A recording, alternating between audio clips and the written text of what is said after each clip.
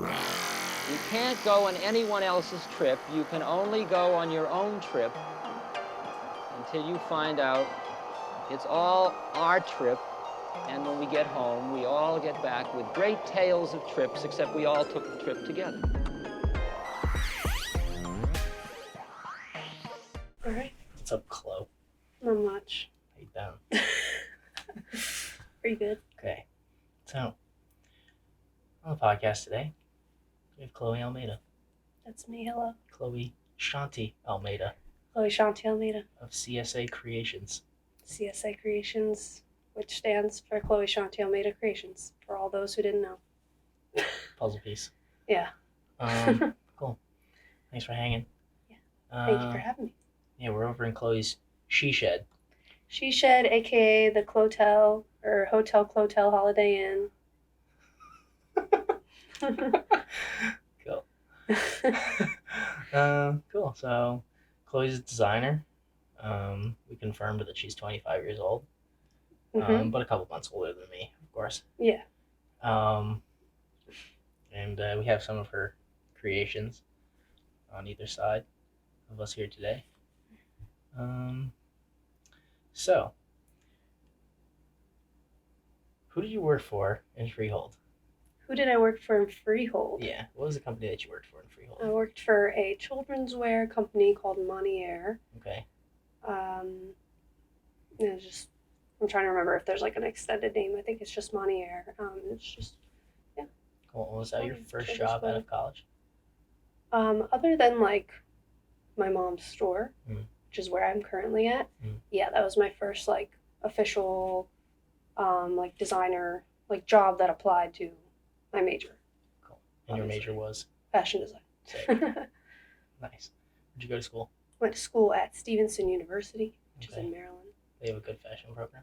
Yeah, it's good. It's like smaller. It's not a fashion school. The school is big in nursing, but they have a fashion program that's growing. It's probably grown a ton even since I left in 2021. But yeah, they have. It's nice because it's smaller because you get more. It's a smaller. Like if you're in a bigger fashion school, I feel like for me at least, I'd be a little overstimulated, and I feel like there's too many other people making things around you to like hone in on your own individual ideas. If that makes any sense. Not saying that people at these schools are like all inherently like taking bits and pieces, which you do. Yeah, I guess you just do end up doing that. You know, you learn from each other. But in a smaller setting, you could really see how distinctive everyone's own like design aesthetic is to themselves. So was that your first pick for school? Did you want to go to like FIT or any of the I always wanted to go schools? to FIT like when I was younger because I wanted to be a designer since I was 9 years old, because I grew up working in fashion, being in the city, and I just like I started wanting to be a designer since I was 9, and so I always wanted to go to FIT. But then throughout high school, I did a lot of sports. I did track and cheer, and I wanted to go to college for track. Okay. So FIT I do hear has a track team, but I did imagine like being at more of a. Is it not on? No, it's on. Okay. We have a backup recording that I like to use. Okay. So FIT, like, I mean, I just imagine myself being at more of like an all, kind of more of like, I guess the high school or setting, or not high school setting, but the classic college experience where like I'm still going to be meeting other people outside of just like fashion people. I would now go to like FIT or fashion school to take additional classes, like specialty classes, or if I wanted to do a graduate program. But, I think everything happens for a reason. I feel like, even though I had my, times where I didn't love my university because of this or that, or because I felt like maybe we didn't get enough guidance in some areas in the fashion program. But I think in the end, it allowed me to shine brightly in my own way. Cool. Yeah. When did you learn to sew? So I guess pretty much just my freshman year of college. I did kind of do like a first trial with my mom's sewing machine because she's always sewn. Like she's just like made costumes for me growing up and like different things here and there, alterations, fixing things. But I never really even sat down and learned how to use her machine. I always like hand sewed things if I needed to alter anything, or if I wanted to customize things, I would just hand sew things. I never learned how to use my mom's machine until right before I went to college, and then in my freshman year of college, we had like a basics of sewing 101 class where you just learn straight lines, how to use a machine, or how to use the machine, straight lines, curves, like just, simple how to use the machine. Cool. And I just took to it very quickly. What's the badass machine that you have called? It's a Juki. And that's what we used in college. It's an industrial machine. So that's what they would use like in an industry, like a factory setting. The industry standard. Yeah. Cool. Mm-hmm. Interesting. But now I have actually a regular Brother home sew machine. I have to clear my throat. Okay. Do it. It's allergy season, man. So I've been a little like need to clear my throaty lately. But yeah, so I have this industrial machine that's like $3,500 that I bought right out of college because that's what I learned to sew on in college, and that's what I was used to. And it's an industrial machine, so you're supposed to be using a really good quality machine. And I never even learned how to use a home sew machine until I bought one because my Juki stopped where something was going on with it, and I could not find any solutions. Like, it doesn't come with a manual that's like really easy to read. If you try and look things up, everything's in another like language. Everything's in like Mandarin or or like I found a video and like the exact setting I needed just so happened to not be on my machine. I was like, oh, okay. So I was like, well, shit, like if I can't use this machine, I should get something else. And then my coworker, when I was working at Montier, she had a home sew machine, and then she bought a new Brother. It's the SE 700, or she got the SE 600, and then she was just telling me how great it was, and it can do embroidery. So I was like, you know what?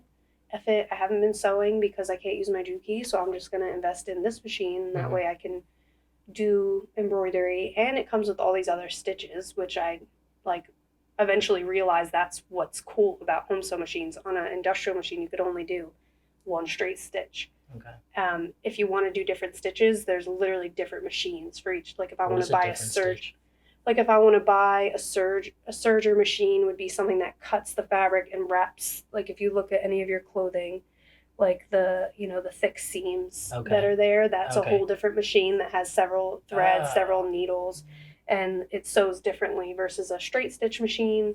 Okay. So I do want a serger because that's how you it has a blade that cuts the fabric as it finishes it off and wraps it. Oh, so it makes like a perfect finish. Yeah, or there's like a cover lock stitch which looks like similar to a serger, but it doesn't have the blade. It like makes like just a thick stitch on top. So those are machines I want to get anyways. But you can get home sew or like Brother Singer home machines in those same things too. Which is probably what I'll do, being that it's apparently so hard to find help with the industrial machines. And mine's just taking up space at this point. I started using it again when I did this collection, but eventually it started being weird on me again, so I was like, all right, I'm going back to the home sew. But I love the home sew. Like, instructions manual has everything you need. It's like a Bible. Any problems you run into, you just look in there, you find the answer, you fix it. Yeah. Like, so easy to just learn how to work. It has 102 or something like that different stitches. So basically there's different, like, it could do a zigzag stitch. It could do a stitch that looks like a chain. It could do a stitch that looks like a leaf. It could do like all different types of stitches. You like have to like change out like the presser foot thingy, whatever. I don't know, whatever. It has a lot more capabilities, so I've been using that. Basically, to answer your question, I learned how to sew. Wait, was that your? No, you were asking me about my machine, so okay. I thought I just went off on a tangent. It's okay. That's what this is for. True. Cool. I'm good for that. Yeah, you're good for that. Oh, cool. What are you working on right now? What am I working on, or where am I working at? What are you working on? Pretty much just take it day by day and week by week because I've been involved in a lot of pop-ups, which is this is my first time with that ever. I never even really sold my stuff before. I would just make things like that were just kind of like for my own portfolio, for my own records, or for myself, or like maybe for someone else. But it was never like about really selling until like maybe like around a little over a year ago. I would say I had my first pop-up and at a skate event, a Ronnie skate event. Shout out Hook SB. And so he invited me because I had him in our video shoot thingy. Yeah. So actually it was that's before. So before that is when I started really because I learned my senior year of college how to do printmaking. I had a printmaking course. I learned how to like make stamps and print on clothing. So I did a lot of those t-shirts that I dyed in different ways and printed on. And that's the shoot that we ended up doing was all that. Yeah. And then, and I had also learned how to taught myself kind of, and done my screen print, like burned a screen and did a screen print. So I made all those shirts, and that's what I had in your shoot, in our video shoot. Yeah. And then after that, Ronnie had asked me to be a part of his event, whatever. So then that was my actual first like pop-up event. Nice. And I made a bunch more shirts. It's just kind of like whenever I have something, like a goal, that's when I'm like, okay, now it's just crunch time. Speedy time. And I just get it done. And there's no like, let me plan this out. It's kind of just like, oh, in 2 weeks I have to do this thing. All right. Let's just make a bunch of shit. I'll stay up till midnight. I think, I stay up like the whole, I don't go to sleep until the sun's rising sometimes, and I take a nap. But yeah, for that first pop-up event, I had like probably like the weekend before, just made like a crap ton of t-shirts, dyed them and different things, bleached them, painted them, bleach painted them. All different things. And so it was pretty much just like the t-shirts and the bunny hats. I did those bunny hats, which were this sweater where I took bunny hats. Yeah, bunny hats, where I took these sweaters and made them into hats with bunny ears and then attachable masks so that you can wear in the snow. Those are rad. So that was all my first pop-up, and then we did the video shoot. And then I was working at Montier, and pretty much the whole time I was at Montier. Well, I guess I was already working at Montier throughout this. Yeah. By the time I was in the first pop-up, prior to that even.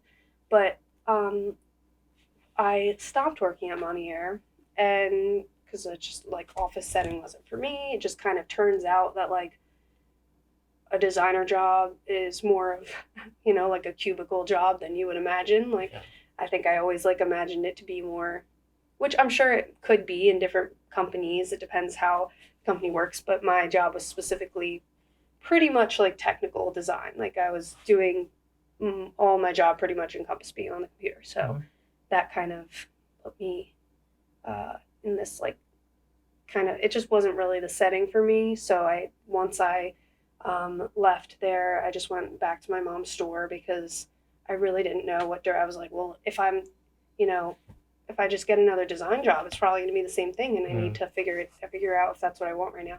So my mom has her consignment store, which is also, up my alley. It's secondhand clothing, sustainability, all that. I get a lot of my stuff from my mom's store, whether it's like my own clothing or materials.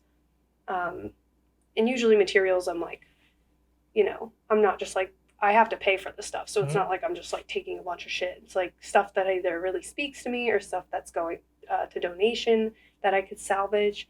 So let me revert back real quick and figure out where I was going with this. Basically, I think I started because you asked me what? You asked me like when I started to. You can just keep talking.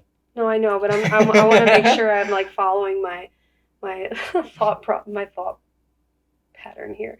Yeah, I think basically just been doing all these pop-ups. I started my pop-ups with lesser things. Once I stopped working money air, I was able to put a lot more time to making things. Mm-hmm. So I started actually fully like sewing clothing again.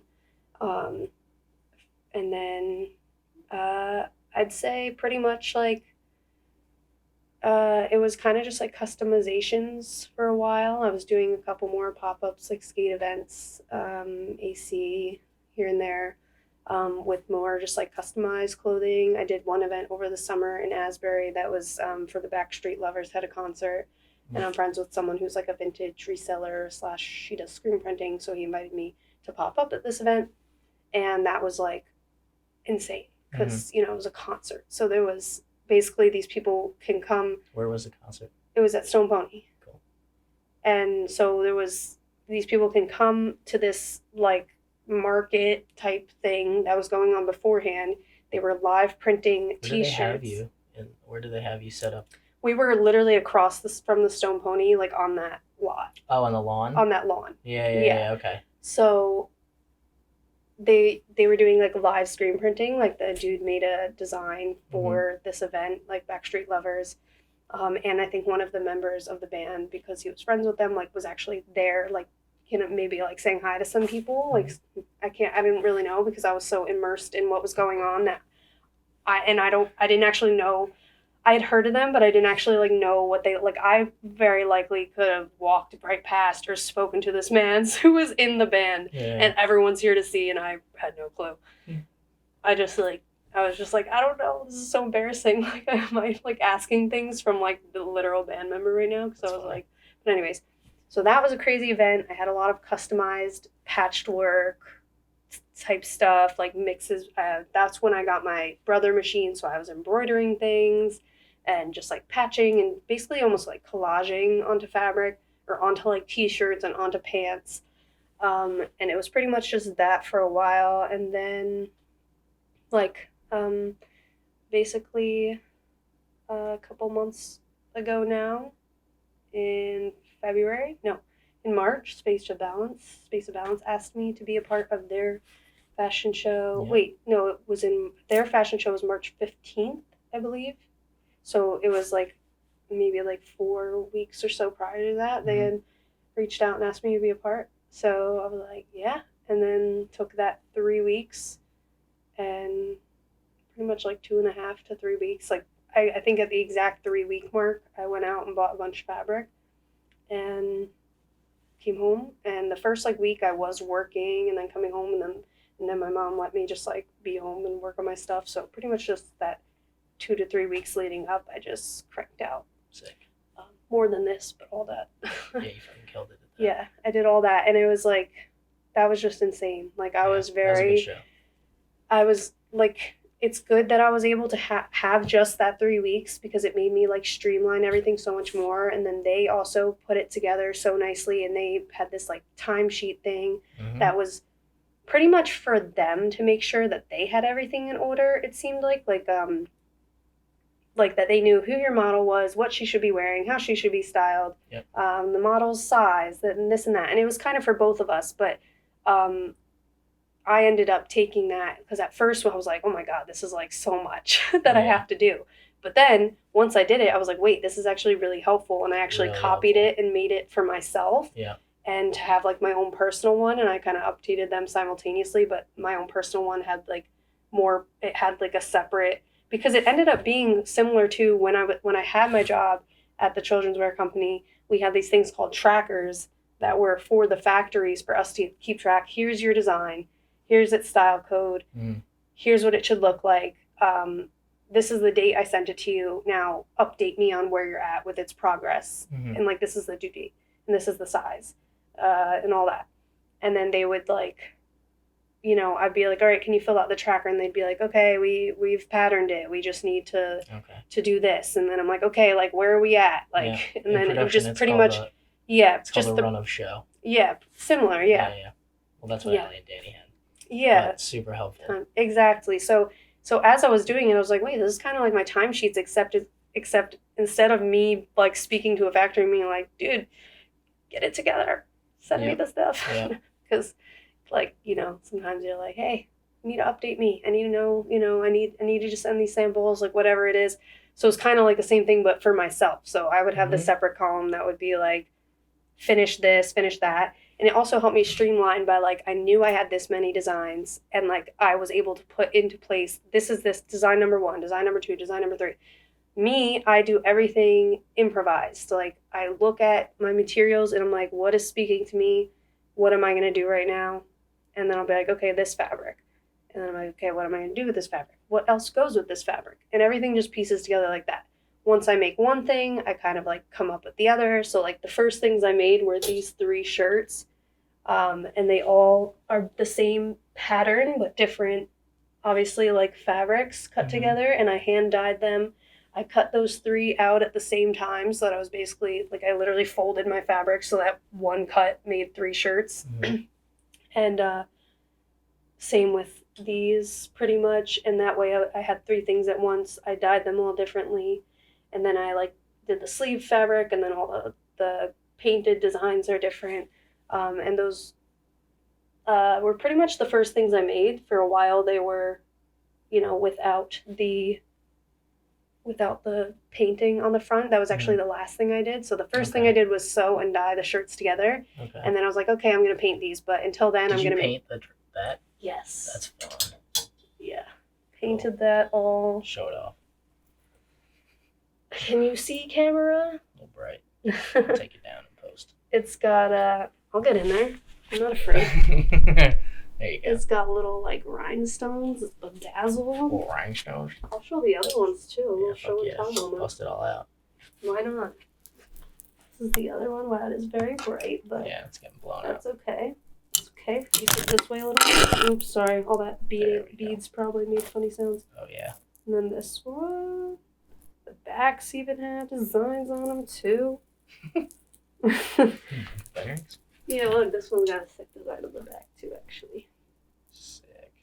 Yeah, so this was all hand-dyed. I ombre'd it, too. So what's ombre? You see how it's pink. It's pink on the top and then green at the bottom. How do you do that? I just, like, dipped one side in the pink and then, like, turned it and then, like, kept it away and then turned it the other way, dipped it into the green, and then hung it so that it kind of, like, I think I just overlapped it a little bit so it faded into each other. Yeah. And, yeah, also, like, the dragon and these faces, like, those ideas didn't come about until I actually sat down to paint them. And I was like, okay, what am I doing? Gotcha. I think I painted this one first. And so, yeah, everything I do is very improvised. So I, like, started with sewing these shirts, and then I think the next thing I did was this dress because I knew I wanted a gown. Or to do some dresses because I like sewing dresses, and that's what I really started with designing when I was 9. I just started drawing the same dress over and over again until it became different dresses and different things. It was after watching the Bratz doll prom movie, and they were all in their prom dresses, and I was like, I want to draw that dress. And then, I just had all these project runway things and whatnot. But anyways, so that's my foundation. That's where it started. But yeah, so I did that, and then pretty much just like went along. But with the tracker, it just allowed me to like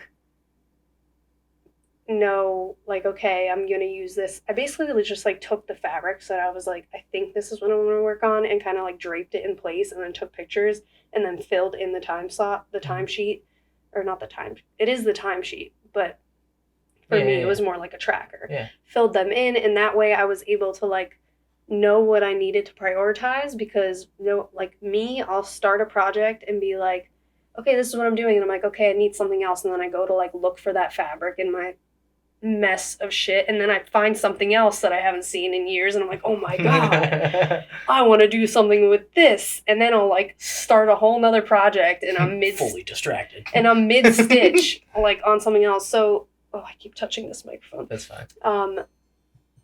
But is all good? All is good. Just has a record limit on it, so I just have to restart the record. Okay. It's annoying, but So the tracker / timesheet, which was a tracker for myself, having that all filled in allowed me to like, when I had that moment of like picking up something else and being like, oh wait, maybe I could do something with this too. Like literally another Chloe came in to my head and was like, bitch, put it down. Get back to what you were doing right now, because if you go off on these all these other different pathways, you're not going to get what you need to get done, and like you just need to get done what you already set out to do, because and I mean that's pretty. I just wish I did that like every time. Like I've been leading up to every pop-up, I've been wanting to like make myself a new like tracker basically, and pick out the things that I want to work on for that week or 2 weeks I have leading up to it, because they've been so close together. But I have not done that yet, because I'm not a computer person. Like I'm not like being on my phone, being on the computer gives me like literal anxiety, and like so it's just I'm just like a hands-on person. But doing that for leading up to the fashion show like helped a lot, and yeah, I was glad I had that. And that pretty much has led me to here. After the fashion show, I started getting invited to like by Space of Balance and different people and stuff to all different pop-up events, a couple skate events, and then a couple with Space of Balance. And then I've been doing, I just did my first one at the Berkeley 2 nights ago, and then I have another one on the 25th at the Berkeley. That was this weekend, was the Berkeley? Mm-hmm. Nice. What was that for? So that's it was called Wonderland Jamboree. It was basically from 2:30 to 11 p.m. of all different. I know. I was like a little nervous because it was a long day, but it ended up being a good time. I'm kind of nervous like that before every event because I do all this alone. So like just going into anything, and I have my whole setup, and like it's just me. And even if I have other people, most of the time I'm like, stop, just let me do it. Nothing against you, but I have everything streamlined into like my own way of doing it. So when people start trying to help, they like, you know, just start doing things. It's like, nope, you're going to make it harder for me, because if anything, I just need someone there for like when I need help carrying things. Yeah. No, I get it. Exactly. It's kind of like, okay, like if you could just help me carry that, that's great. Pretty much that's like all I need. But like the coordination of things needs to be me, otherwise I get discombobulated. But yeah, all different pop-ups I was invited to, and so I've been selling a lot. Inventory is dwindling, but I keep making more. I made the shirt I'm wearing right before Saturday's event. I made it to sell, but then I was like, yeah, no, I'm keeping this. Yeah, I like that one. Yeah. Is that a cyanotype? What? Is that a cyanotype? No, it's not. It's actually airbrushed. Oh, fuck I did my airbrush, which I bought, and I've never been shown how to use one, and they're very delicate and particular, so I probably already broke it, even though all I was trying to do was clean it and get it to work. But I bought one around New Year's time and like airbrushed a dress, but like I couldn't get it to work right. Like it was just like spitting, and so I was like, whatever, fuck it, I'm just gonna like use all different colors, and just like I ended up just making like this whole different like rainbow of colors on the dress, basically experimenting with the airbrush, but it was for myself. It was like a dress to wear on New Year's, and so that was cool. But then I just like really couldn't get the airbrush to work properly, so I thought it was the airbrush, so I bought a whole nother airbrush. And then I just recently like tried it out, and at first I couldn't get it to work, but then I put in this color and I was like getting it to work, and I was like, oh shit, I figured it out, I think. And so I did this shirt, and then it looked cool, it worked fine. Like excited, set up another shirt, went to change the color, couldn't get it to work. So I watched so many different YouTube videos on how to clean it, how to like change colors properly, and I changed the color while watching a video on how to properly change colors and watch, So but it wasn't working right. And I was like, okay. I was like, maybe I need to like clean it out or something. So then I tried to like do a full clean by like fully disassembling it and like putting it back together, and then it just, something's like not right now. And I'm like, fuck, I probably broke it again. So, but one of my friends says she knows how to airbrush, so Cool. I'm hoping she gives me a little lesson, because I think it's just that type of thing that you need to be shown. Someone needs to be like, okay, this is how your airbrush works. Yeah. This is how you're going to do it. And then I could do it going forward. Most things you could figure out, but some things are just like that. Especially delicate stuff like that. Delicate, very delicate. Yeah. So I did this, and then I was like, yeah, I definitely need to keep that and wear it. And it's funny enough, like, it went with the flyer, like totally unintentionally. Mm-hmm. The flyer was green and blue for the event, and I made this shirt, and just out of like, I literally took the shirt out of my closet, and I was like, I just need a shirt to test on. This is going to be a test. And then as I was doing it, I was like, okay, this is going to come out good. I could like throw this on the sale rack. Great. Mm-hmm. So I did it, and then I didn't have white rhinestones, which is what I originally wanted. And I was like, I don't have time. I'm just going to use my green ones. I think it'll actually look kind of cool. And then I did that. And I was like, actually, this is perfect. And it matches the flyer. I'm keeping it. Yeah, and I'm keeping it. And then it ended up matching the flyer for the event. So I wore it to the event, and I matched the event. So, Hell yeah. and that brings us to today. Today. I made that. Today. Made this today. Yes. Removable sleeve. Is it a button? It's a little Or snap. a snap? So you can just pull it. Sleeve. You can snap it back. I made that today because I have the photo shoot today with a girl. And I made the skirt last week. I made it for the pop-up, but then I was like, I can't just sell this because I need to like do things. I need to like do a photo shoot. So I like to be able to take time to like give, because everything's so one of a kind. Everything's like a piece of art. It's not just like I'm making things just to sell. Like I'm making my art, and it just happens to be wearable art. And then I'm, it's just better if I can like have a little bit of time to like properly capture and photograph and display that stuff before like selling it, because some people, not that it's, I mean, that's just, it is what it is, but some people buy your things and you never, they don't follow you, don't really hear from them again. Mm-hmm. Sometimes it's happened before where I made things, forgot to photograph them, and then they sold to people who were those people who didn't really follow me or share any pictures with me, and I'm like, damn, that sucks, because I don't have any records of those items. Yeah. And so I've started really making it a point to like make sure I take pictures of everything before they sell. But some things I want to like start doing photo shoots more. And I also took my own camera out recently and have been having a lot of fun being a photographer.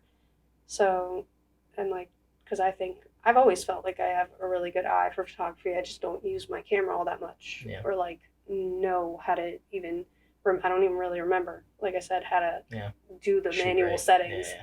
Like I did when I was a freshman in college in photography class, but now I don't remember. So, so I wanted to shoot this. I found a girl who I think is going to fit it good, and we can only hope because she's coming here. So I hope she fits. I think she will. And then I was like, I need a shirt to go with it. I actually had a different shirt that's like on the end here. It's actually another type of experiment, which is this is called I forget. It's like you drip the paint into water and you make the water thick. Marbling. Yes, marbling. Mm-hmm. So I tried marbling onto fabric. Oh, this actually looks cool. I made this actually a little while ago. I made two. I wore the one to an event, and then I had this one just hanging around waiting to like do something else with it. It didn't have the eyes on it. I put the eyes on the other one to wear to the event. And then just the other day when I made that skirt, I was like, I need something to match it. And then I realized that this matches it perfectly. There you go. Even though I just made this totally randomly, it matched it perfectly. So then I painted the eyes on to put it with that skirt. But then this morning, I was like, I don't know. I kind of want to like fully construct a top for this photo shoot. So then I did that. Good. This is nice. Yeah, this is like the more casual version. I might still have her like model this too. Yeah, definitely. But I liked that. That's the pro version. Here's a close up. The marble. The marbles. Yeah. Beast. So you're wearing a shirt that looks really similar to the Creative Lifestyle line that we shot last year. Mm-hmm. Are you not working on any lines right now, but do you have any ideas for future lines like that, like future Like just projects? runs of clothing that you want to do? I definitely like want to do kind of like just more capsule collections like I did for the Space of Balance fashion show. Mm-hmm. I called this one Marmalade. No, sorry, not Marmalade. Mermalade. Mermalade. Which is a mix between mermaid and marmalade. Yes. And this collection really just came about like because I was like when I agreed to be part of the show, I was like, do I have enough? Like I could just throw together some things that I've already made and put them in the show. Mm. Then I was like, nah, I need to make completely new things. So I made the entire, I think I had 12 looks total. Yep. 12 look collection. Mm-hmm. Mind you, in college, we had a 7-piece collection that we had the entire year to work on. Yeah. Like senior collection. Oh, yeah. The whole year. Because you had collections 1 and 2. It was the whole year. The whole school year to make your 7 pieces. And it's a whole process. Yeah. I guess I'm glad they taught me the process, but do I use it? No. I don't sit there and sketch 100 times. I don't sketch at all anymore. Yeah, I used to only sketch. Like when I started designing at 9 years old, I wasn't sewing clothing. I mean, I might have like patched like little cutouts onto my tank tops here and there, but like, which I'll still do. We just know the process well enough now. Yeah, but like I was always drawing and sketching. Even going into college, I was more into like the sketching because that's all I'd ever done was draw clothing. Mm-hmm. But ever since I started making clothing, everything is just fully like, it's hard for me to even plan out and be like, here's 8 pieces to the T. This is what I'm going to make. Yeah. It's kind of like things just come about. They just kind of grow as they grow. And I think that's what I kind of like that about my process because it makes things cohesive. Yeah. Yeah. Cool. But back to my point was just that like doing that collection for the show was really nice, and like I feel like that's like my first collection out of like school, so I would definitely want to do another one, so long as like I guess I'm kind of already starting another one like with this stuff. Mm-hmm. I mean, it's kind of like being revealed as I go because I'm like showing it and selling it, but that's why I kind of want to calm down with the pop-ups so that I can take the time to build a collection and then show the collection, display it, put it in a fashion show, whatever it is, and then sell it. Which this stuff I'm still having a hard time with, like deciding to sell it and like how I'm gonna go about selling it because I don't even like,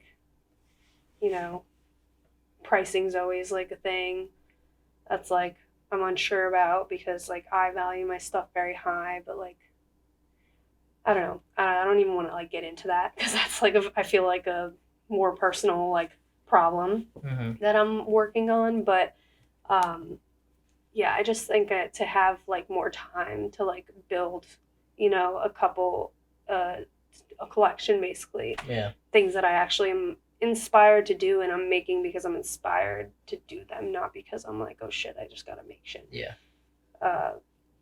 So it is easier when I have something to work towards. Like if I were to say apply to like, or know I'm going to be in a fashion show now for some months ahead. And then I would work on building this collection up until then. But yeah, it's hard to work on something for a long time when there's not like a set end goal or date. Yeah. But because I feel like those things figure themselves out in the process. Yeah, it'll all figure itself out. I definitely want to come up with more collections. I feel like what the stuff that I've been making like this even kind of just adds on to this collection that I've already made. It's kind of all for spring summer of 2024. Like what year is it?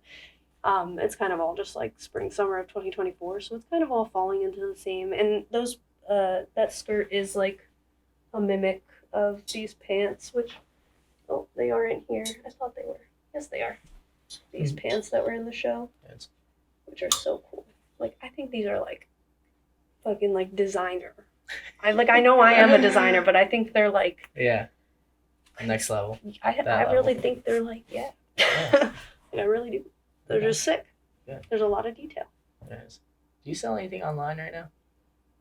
Not really. Pretty much just like through Instagram. Got to go to the pop-up then. You have to go to the pop-ups, yes. Because I do like say like on my Instagram, like DM me if you want to purchase anything. What's your Instagram? It's CSA_creations. Cool. Go buy some shit. Go buy some shit. Well, yeah. To be fair though, I don't have even much that like I write is for sale. Yeah. Because my page is mostly just like a portfolio, and then here and there I'll like write when things are for sale, and I want to work on that, like actually having like a platform my stuff for sale, but also being a part of all these pop-ups, it's like I don't have like enough inventory to like if I had everything available online and then was trying to have like, you know, it's just I'm not at the point yet where I can like make enough to like uphold selling the same amount of things online and in person. Like it'd be very hard to keep up with, I feel like. Yeah. But I do want to like have like separate things, like this kind of stuff. It's price high. Yeah, like I kind of like it's kind of like people buy it. yeah, like the only thing that's good about pop-ups is obviously people could see things in person. Like I'd hate for someone to buy something online and then realize it doesn't fit or something. Like I would definitely need to post very specific measurements and you know, make sure people are checking those measurements before purchasing. It's a whole thing. So there's a lot I still need to work on, but I do want to get there. I want to get to the point where I have like my more I just want to give these pieces more attention. Yeah. Like I feel like my pop-ups are more for like I don't know. Like I have like it's less elevated, if that makes sense. I understand. Like I less, definitely understand. Like it's more of like just my printed stuff, or I mean, which isn't this. I don't know, because I have this also, which has been in my pop-up. A couple of these, which were in the fashion show. This was the first one. Well, not the first one, but I made this for the fashion show, and I had made one in the past similar. But then I just made a bunch of those to like be part of my pop-ups. Yeah, I don't know. It's all kind of in the air right now. Like I'm really definitely trying to figure out how to like have a better, to be more accessible, I guess, to some people. Like because I have so much support, which is really great. Like I've been getting a lot of people supporting me, especially since the fashion show. Yep. Everyone, it just got really good traction, and I think that's because I definitely because it was of who was inviting me to be a part of the show, and the fact that everything was made for the show, I was very much thinking about like, okay, like, you know, Space of Balance, this is like Asbury people. Like I'm imagining like, you know, people going out in Asbury, like the you know, the life of people who like to like get dressed up and like go socialize and stuff like that. But like maybe even a little bit more elevated, obviously, because it's like some dresses and like, yeah, well, like you might not just wear a gown out, but like it's the whole vibe, because all of it's very like ocean meets like art and all that. So it was inspired by the Asbury life in a way, not specifically Asbury, but you know what I mean. Kind of like just that, like the show was in Long Branch. The show was in Long Branch, but I feel like just because Space of Balance is kind of like usually very based in Asbury sometimes.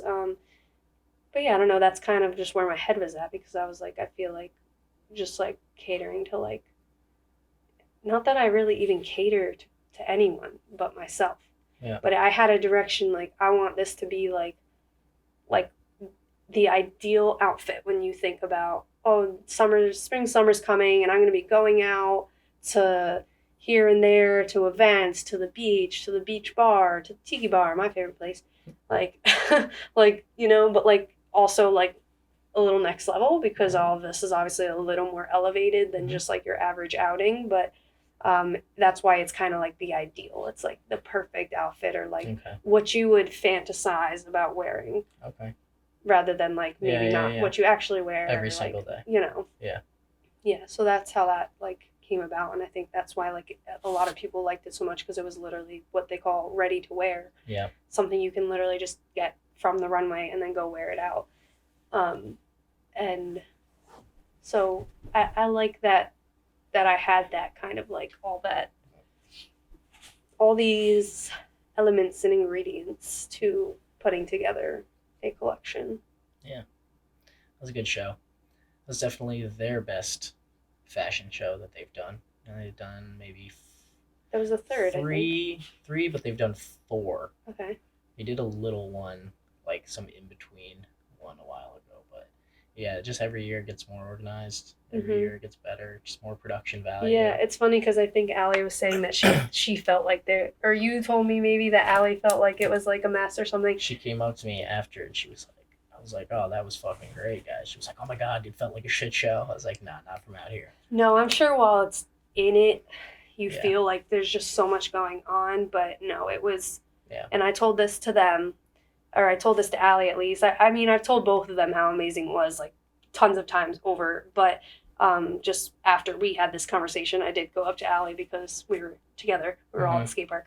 And I was like, yeah, I was just telling Mason, like, your show was like the most organized, put together, like coordinated, thought out, well, like just everything about it. Because they've been doing, so it's funny because I pulled up to 10 Pearl and I saw the K-Sound box truck outside. And so K-Sound is the company that both me and Allie started learning like big scale production at. Okay.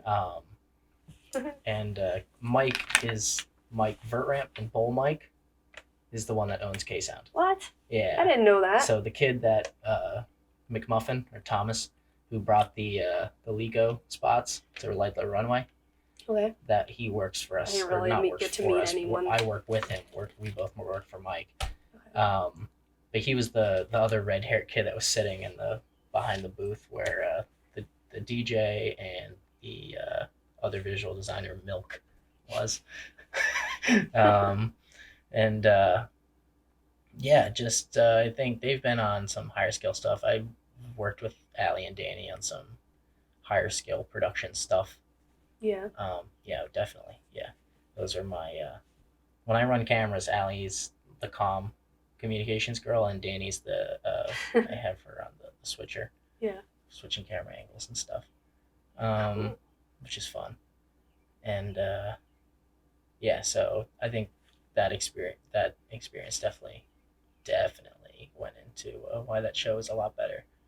But yeah, they're getting good, getting real good. Yeah, I mean, it was thought out from every angle. I think that it could have been thought out. Yeah. They had plenty of.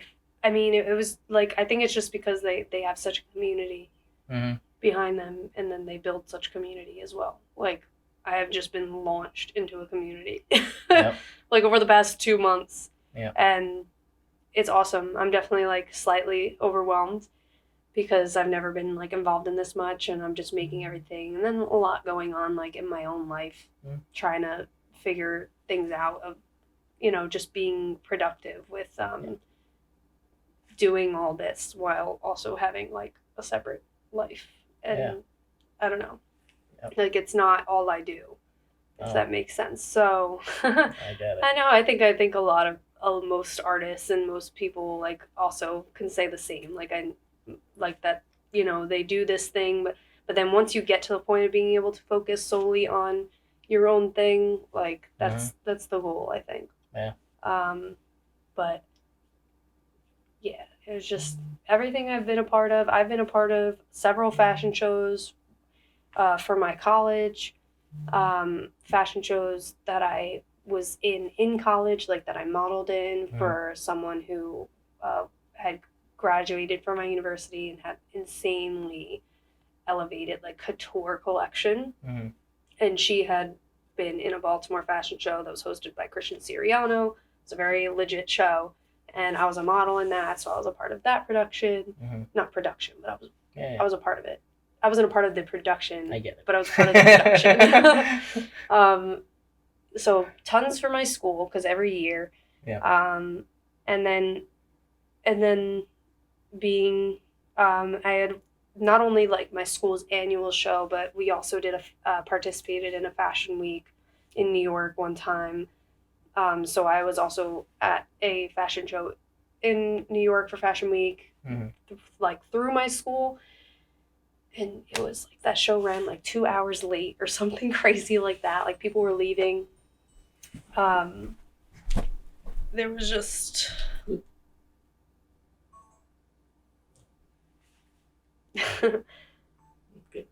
yeah. So I mean, that was even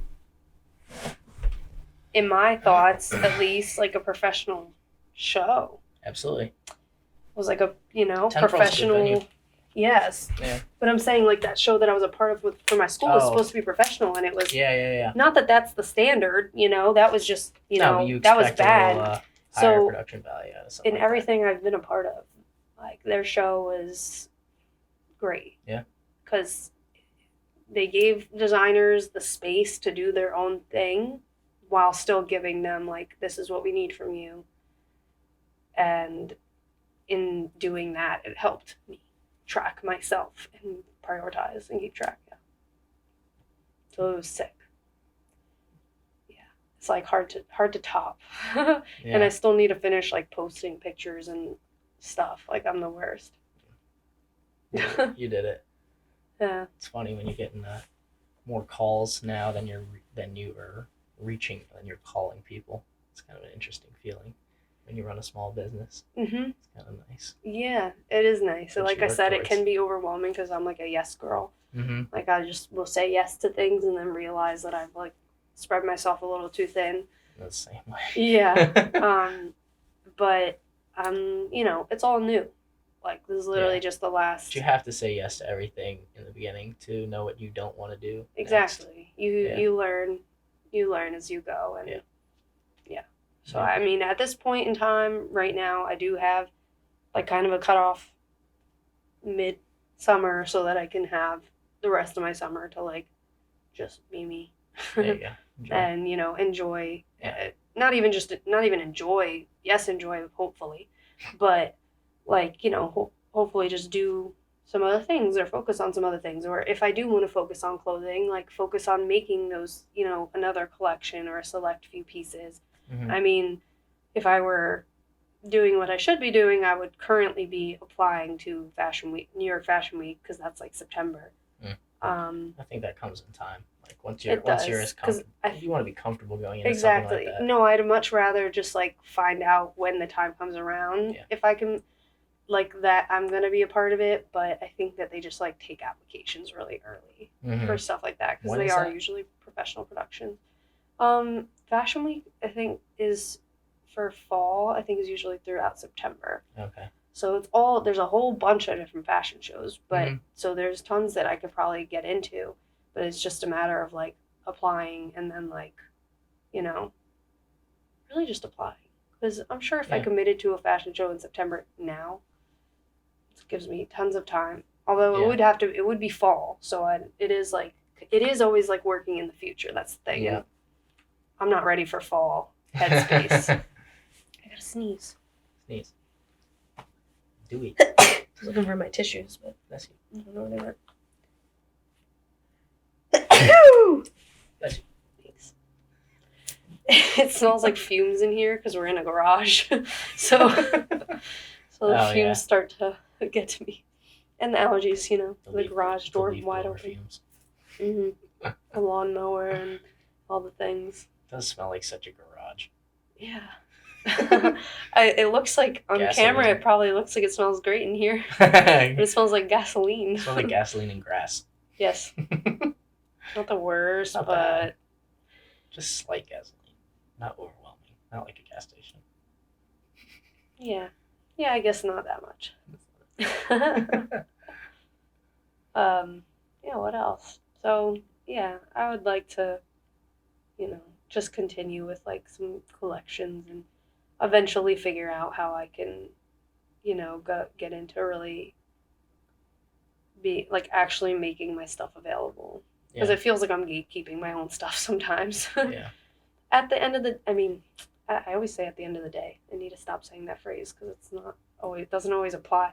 But what I was gonna say was I also always have the like internal conflict of like wanting to not pursue fashion and rather pursue something more environmental or Mm-hmm. something a little more grounded, Yeah. because I just as much as like doing it for a job or doing it because like I have to sell things or I have to show up, it's great and it's fun and I love it because obviously I love sharing my stuff and like seeing it make other people happy or other people connect or relate with what I've made or other people wear something I made and feel great in it. Yeah. I also just like enjoy being, in touch with nature and living in the moment and being present. And I'm not really able to do that while being so immersed in this quite literally materialistic world that forces me to like constantly have to be on my phone and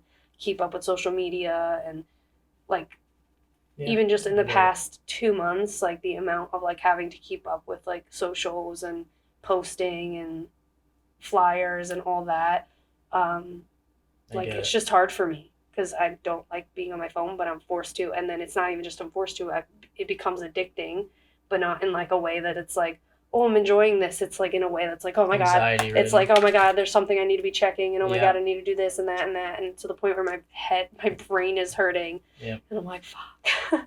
Yeah. I'm getting like cancer in the head. Yeah. No, let me not say that. That's but it feels like it Don't sometimes because I'm just like, I just want to put this all down in a way. And then also with like being a sustainable designer, like I'm reusing a lot of things, but I'm also acquiring a lot of things, and I have a lot of scraps and stuff, and it's quite literally like feels like you have your own little landfill, a usable one. Yeah. But Yeah. even though I know I'm still like doing my part to like be sustainable in every way that I can, like I don't want it to turn into like me like literally overwhelming myself. And maybe it just feels that way now because I don't have a separate studio space to like condense it all into. But like, yeah, I just think I would maybe be happiest like doing it as a hobby and putting out what I make when I make it because I was inspired to make it, not because I needed to. And then like focusing my actual like life on something maybe a little more like grounding. Like I really do love the environment and animals, and like I just kind of want to see if I can one day eventually like settle down a little more. Like I don't think I would be able to. I don't think my intention was ever or has ever been to be some famous designer or like some brand name or some whatever. Like, you are supposed to dream big, and I do dream big, but like I don't think I could ever really handle that because I want to also be able to just enjoy life. Like I don't. Yeah. Both my parents are entrepreneurs. Both of them have their own business, and like I admire them and I do what I do because of them. But I also see how like, not just from them, like from myself too, how having your own thing that you have to focus so much energy on takes away from what you can give back to those in your life and the time that you could actually spend with, your family and loved ones and your friends, because you end up having to like, focus all your attention on what you're doing, what you're making. And like I'm constantly say, can't just like hang out and watch TV with my mom at night, or I'll like pass up going to dinner with my family because I have to like make something because I have a pop-up and I'm like, I'm sorry, I gotta like be in the studio tonight. You'd be surprised that when you set your intentions in the right direction, how you're like what you do for the world kind of will follow with the intentions that you have. It's one big reason why I stepped away from videography like a lot, and really I was working for restaurants. I was working for one of the biggest restaurant owners in Asbury, and it was just awful. I hated it. And like I was like, if I make another fucking reel about pizza or sushi, I am going to fucking kill myself because I really think that the amount of marketing and advertising on the internet is just sickening. Like that's exactly what I'm saying. Yeah, no one needs another ad. Like no one needs another reel. So in my eyes, I really hated it. Another thing, like everybody said, oh, like do you work with realtors? Like fuck no. One, because they don't pay, and two, because they don't respect what I do. And it's just like, I'm not Right. making videos just to whore myself out for money. I think Yeah. doing something for money is just like the least of the reason why you should do something. I And agree. so now I stepped more into the world of live production, which I really enjoy, being on bigger stages. And that is very fulfilling to me just as a job. I like it a lot. But in the process, I decided to focus my videography clients on people that are making a difference. And in setting that intention, I ended up doing work for the American Cancer Society. Wow. Ended up doing work with the Covenant House in Asbury Park, youth homelessness. Wow. And now I'm on retainer for a company that's integrated care concepts. It does Eastern and Western medicine, mind body healing, family therapy, adolescent counseling, stuff like that. They have psychiatrists, they have therapists, like everything under the sun, multiple offices, right? And when I make marketing promotions and reels for them, one, they don't question it. They love everything I do. They don't ask me for re-edits because they trust me as their, videographer, as their person. And two, I know it's for a good thing, right? I'm putting out onto the internet. I'm now like infiltrating that mob of bullshit with something good. So that makes me feel good, right? And so it's like that's where I can use my talent to, go in a smarter direction. Yeah. On top of the live production stuff, funny enough, it's like, okay, we're working with these celebrities, we're doing these concerts, colleges are dropping $120,000 in a fucking afternoon to have Ray Shremmerd, Coyle Ray, right? Like A Boogie, Lil Tecca, like all these fucking people. And, you drop those names to people that aren't in the world. Oh, big celebrity names, right? Yeah. I don't give a fuck about that shit. Yeah. The reason why I'm there is to learn production, to be able to bring production value in that intention that I had set, over a year ago, that I just don't want to be a part of bullshit anymore. Even though I'm in the world of bullshit, lo and behold, I mean, an artist, one of my buddies, Griffin, fucking savage. Shout out Far As Mine. Absolute gem of a fucking human being. This kid's got a ridiculously wide discography. He's been recording since he's 12 years old. And the mission for us, his roommate, Sean, who's a professional marketer, Wesley, is to like really just spread love. Like through Griffin's music, through my videography talent, and through Sean's marketing, like the goal is to get love into the air, right? So it's funny how when you set those intentions, like the people that end up in your circle also have those same intentions. Yeah. And so it's made me, now when I make a reel, like we're stacking a bunch of content for Griffin right now, making a reel for Griffin, I'm like, yes, this makes my heart so fucking full. Like there's nothing I want to do more than spread this message, right? Because he's helped himself. He's helped me. He's helped so many people. He can help other people, right? So it's like that wider reach of, I never fucking thought that I'd even have a friend like him. Yeah. Like a person that understood me on that deep of a level and is as fired up as I am to spread that message. I never thought I would ever meet someone like that. And then here we are. Yeah. Tomorrow, we're going out, doing another shoot day. Friday, another shoot day. What stacking are you shooting? it up. Like We're just going. Yeah. his music? Yeah. Him playing? Absolutely. Cool. His music, just making content, stacking in a huge library of content to be able to release him into the world when the time is right. Nice. And it's all of our lifetime's work seems to be triangulating into this collective mission under the name Far As Mine. And I've never been happier with my career choices and my choice of intention, right? Yeah. Because it's like you can keep gunning for money, but I'm just going to keep filming sushi for more thousands of dollars. It's like, no, I don't need to do that and make more sicker edits about whatever the bullshit is. So it's funny, like, don't write off fashion as separate from what you could do to change the world. No, yeah. You know what I mean? And I don't, because I think that that's the whole point of the line of fashion that I do. First of all, it's sick for you that you've found this and that you feel so content, because that's a journey. Well, journey's It's a journey, hard. and I'm in the journey. And So we're still in the journey, but now I see it's like a the continuous light. journey, but Yeah, like being in that place where you feel yeah, that you're happy with what you're doing.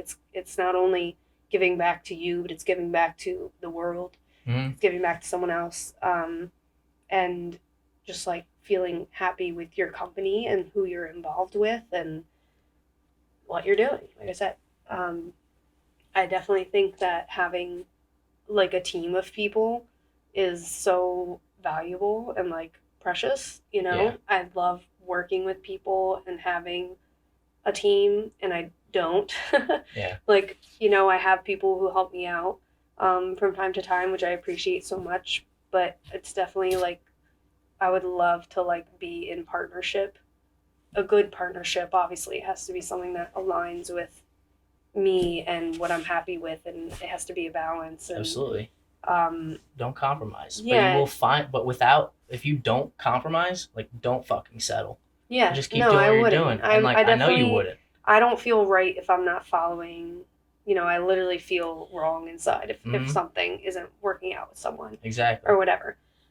So, but not that I've even really tried. You know, I mean, I have worked with people, obviously, like Yeah. you know, but I've never really had someone like come into my Yep. space of like I'm making clothing and putting it and Yeah, like yeah, yeah. done like any. I don't have a team behind me. It's But just, it might not just be me. like a person even making clothing. Like Exactly. it might be someone so close to you where in the moment you're like, oh, I need web design, and That's then all exactly of a what sudden I like need, I a think. web designer comes into your life, Yeah. and then you're just like, oh shit, That's here we are. I think what I'm talking about where too. you can like... both profit off what you're Yeah. doing, and you both feel like you're gunning towards your true heart goals. Yeah. You know? Because that's, if anything, to put that out there too, that's what I would ideally need, because doing like social media it's the work. Not only does it give me anxiety, but like I can't because you really shouldn't say can't, but like I'm just not good at keeping up with it in the way I want to. Like I don't have nearly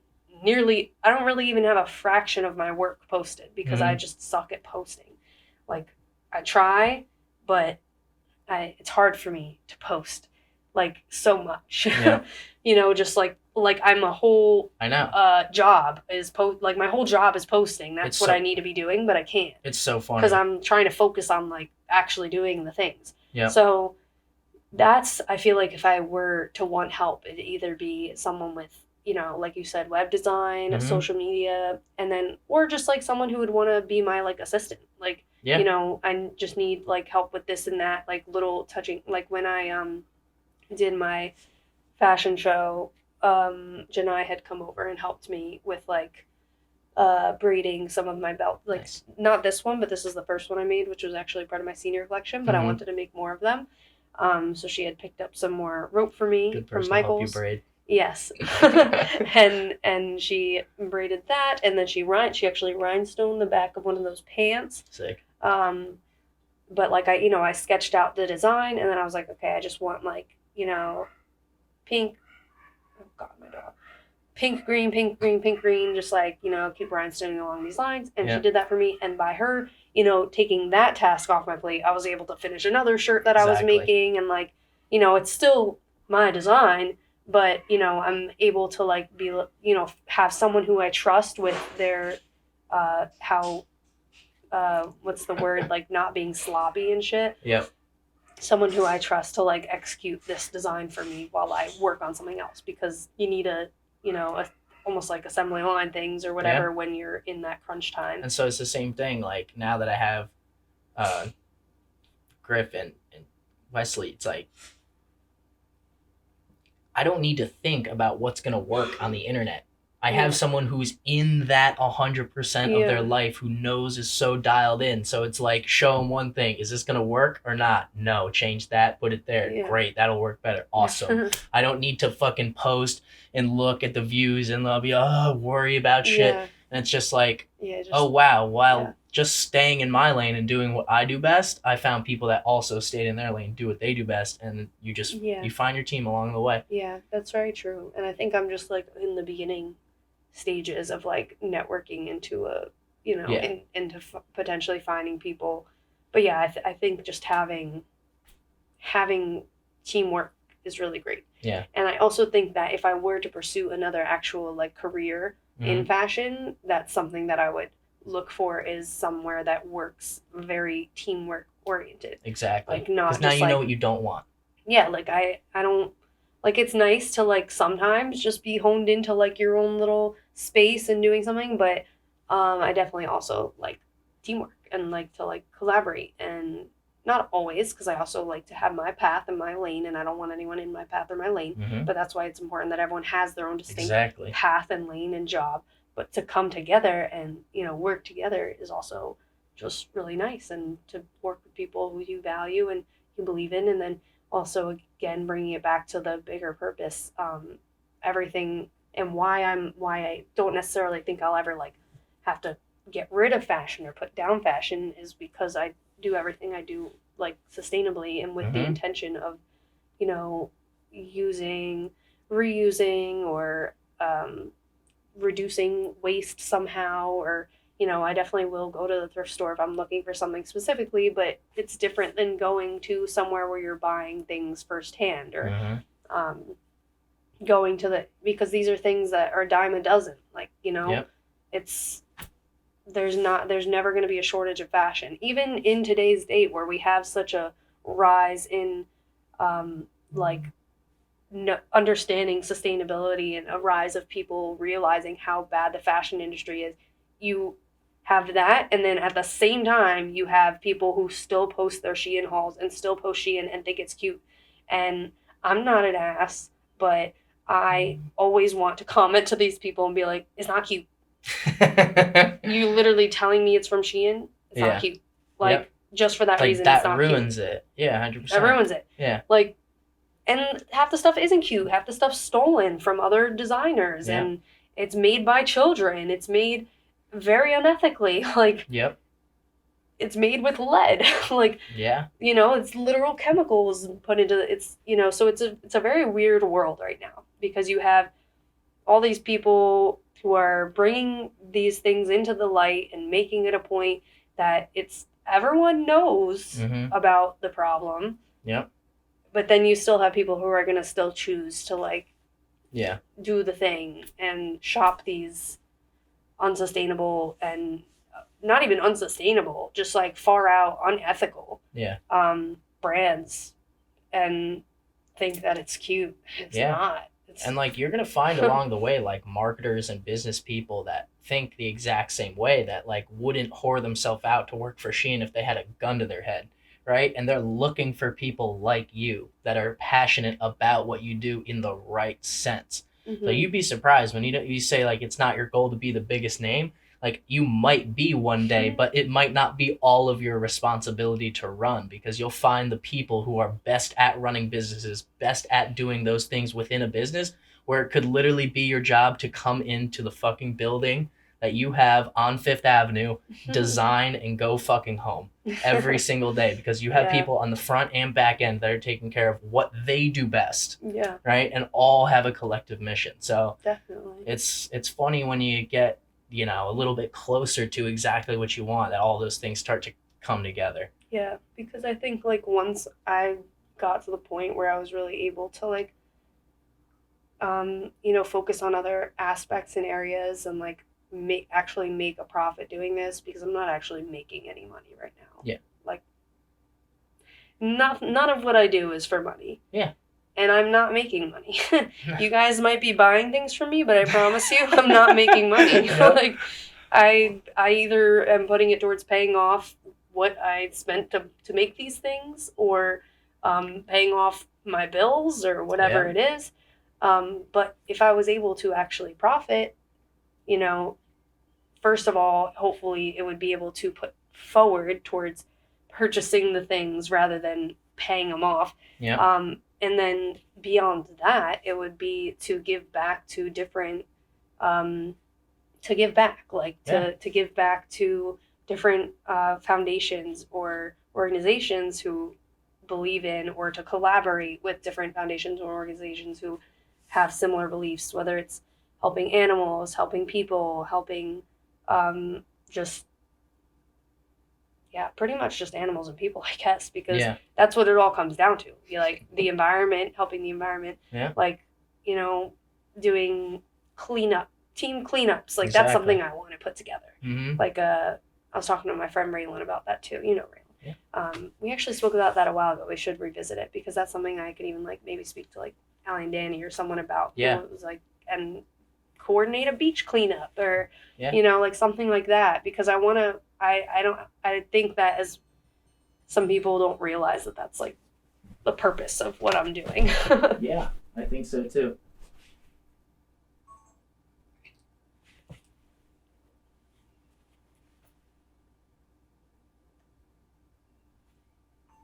Yeah, because there's a bigger reason. It's not just about fashion. It's not just to have No. my name out there, which is another thing that I always, you know, wonder if I need to change my CSA because it's just my initials. I don't think it matters. When it comes to stuff like this, where it's like I'm really putting out my designs, I think it's good because it's just my name. Mm-hmm. But when it comes to stuff like logos and stuff, like sometimes when people ask me like, "Oh, what's CSA?" and I'm like, "It's just my initials." I'm like, do they think it's weird? Like they don't want to wear my initials?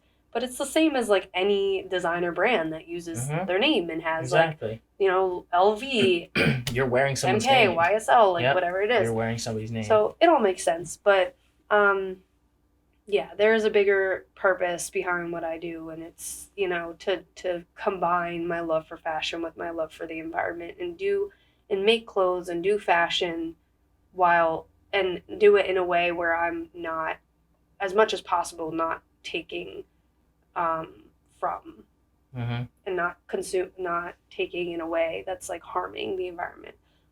Like if I dye things, I'll try and use natural dyes like turmeric, or, you know, if I can't find a natural dye, then I'm like, okay, well, let me go for like a non-toxic dye. Yep. You know, because I'm not perfect. Yeah. I'm not an industry. I'm not a factory. Yeah. But I do my best. Or say this shirt or these dresses, like obviously they're made from like yardage of fabric, but instead of going to like a first-hand store like Mood in the city, which I do love Mood, and I do want to go back to Mood and shop there because, you know, it is just exciting to have all these You're fabrics. only a girl. I'm just a girl. But like, you know, rather than every time I need fabrics going to that first-hand fabric store, I went to like a place that has dead stock fabric. So they get their fabrics from what didn't sell. It's basically, you know, the thrift of fabrics. Okay. Like it's what didn't sell from Mood gets sent to this thrift store that has a fabric warehouse. And then I would go there and shop there because I'm, you know, I still want to work with yardage of fabric. Yeah. And have, you know, my choices of different bolts of fabric to choose from, but I'm at least taking that extra step to source my fabric from dead stock materials. Yeah. Or if I am going to order materials or something, I might look for organic materials, especially for natural dyeing, because you have to use organic materials. But natural dyeing is really fun because you can use turmeric or beets or spinach or different wood, you know, just different things, coffee. And it's fun because there's still money in that. Yeah. And people think that these choices are compromises. They're not. They're simply choices that you just make. It's like, all right, the CEO of what's the other one? Not Mood, but the other one. A fabric store? Yeah. No. The one here. The thrift store that has dead stock. It's called Jomar. Yeah. So it's like, okay, maybe the CEO of Jomar doesn't have yacht money, but I'm sure he still drives a nice car. You know, or he still. I'm sure they live well. They probably do. I'm sure they live well. It is a franchise. Exactly. They do have several locations. So it's like you can still make, and they're in New York. They have a New York presence, right? So it's like you can still make yacht money, making choices that are good for everybody, right? And those are the people that will support you. That's actually in Philly. Okay. Not that it matters. I was just saying for anyone watching who might be wondering, it's in Philly.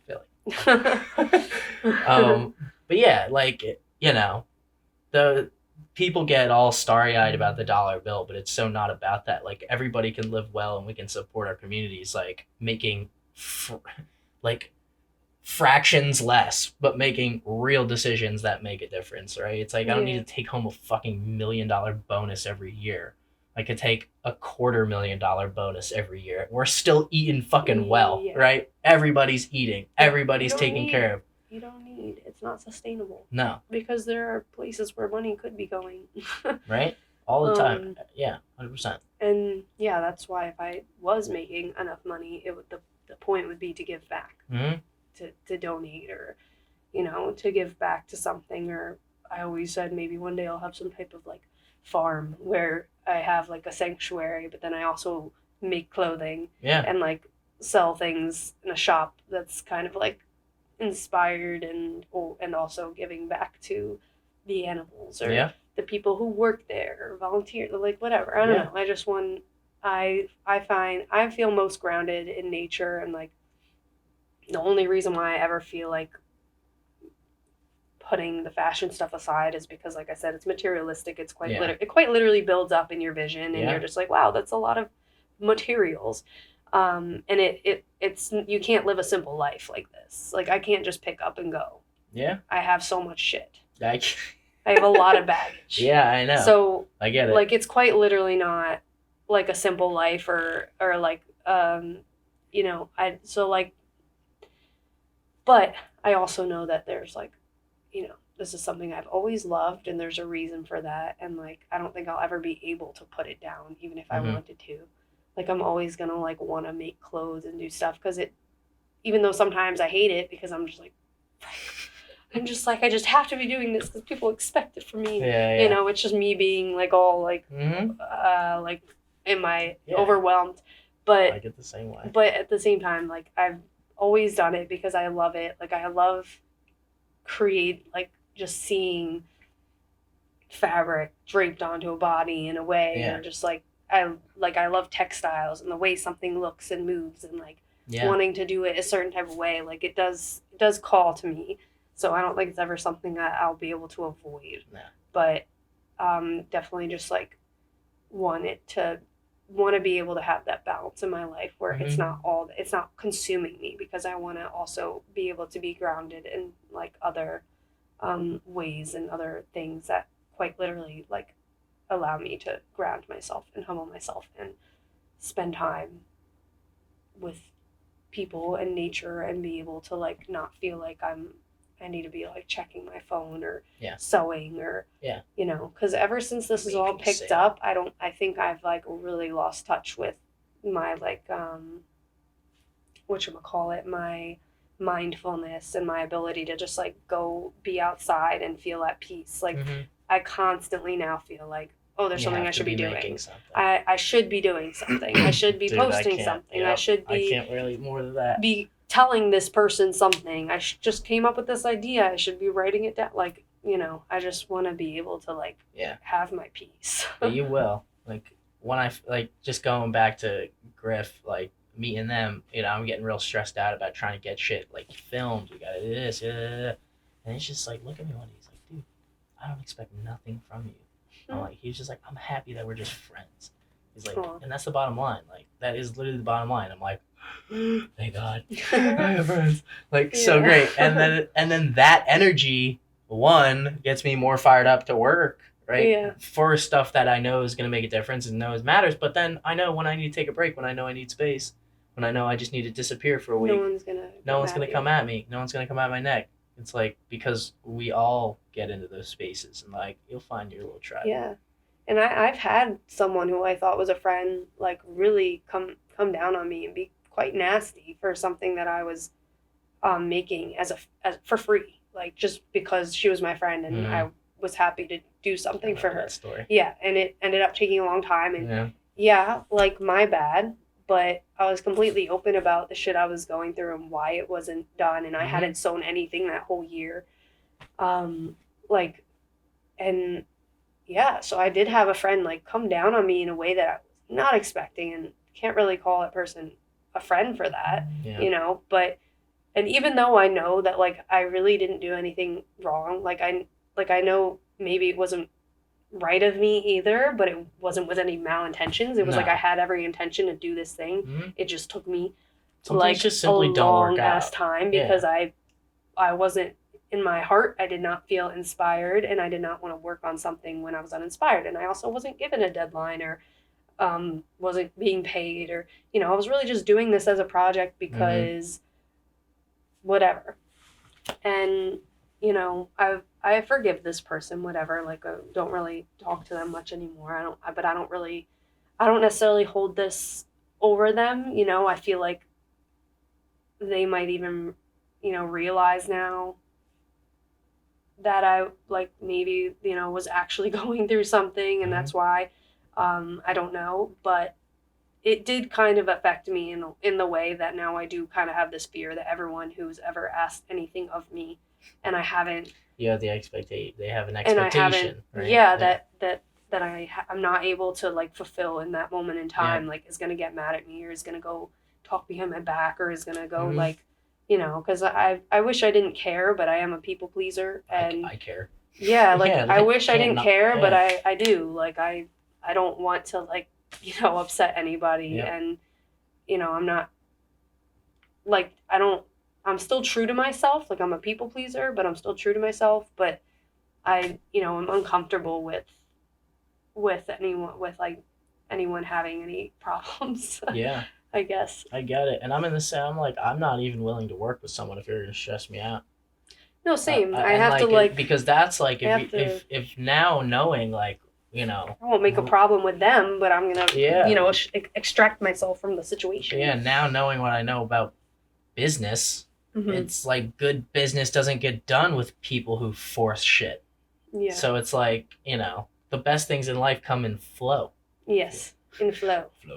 And and you can't force stuff. So when people try and force things on you and it makes you uncomfortable, it's like that's all reason enough to step away, right?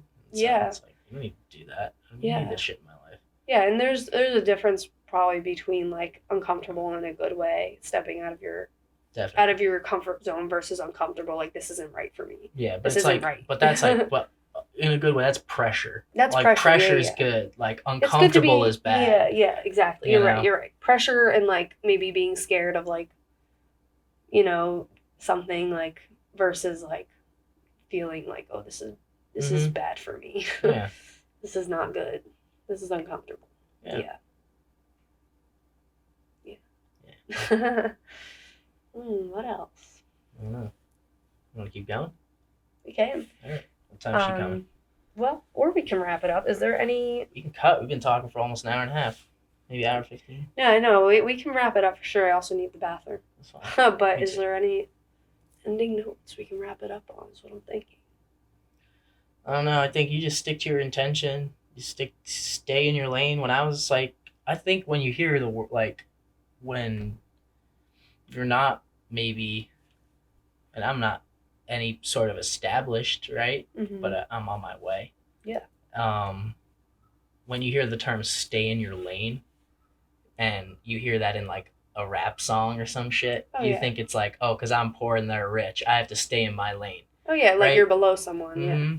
But really, in reality, like, staying in your lane is the best possible thing to be doing. Mm-hmm. I hear you. I agree. And because you'll find people who are also in your lane. No, I always say the same thing, and I would put out that same message, and I think that goes for everything. Any relationship in your life that you're gonna have, I think if you, like, try and, like, do too much of, like, not in your lane, or I think it's good to branch out and whatever, but you have to be doing what makes you happy and following what makes you happy. You have to be where you're happy, and then you're gonna those other people, like you said before, will meet you there. Like, they'll find you there, versus, like, constantly putting yourself out there for something you're trying to be, and then, like, being around people who don't actually respect you. Yeah. Lord knows I've been there. Same. All right, let's cut it. Fuck yeah. Great. You can't go on anyone else's trip. You can only go on your own trip until you find out it's all our trip. And when we get home, we all get back with great tales of trips, except we all took the trip together.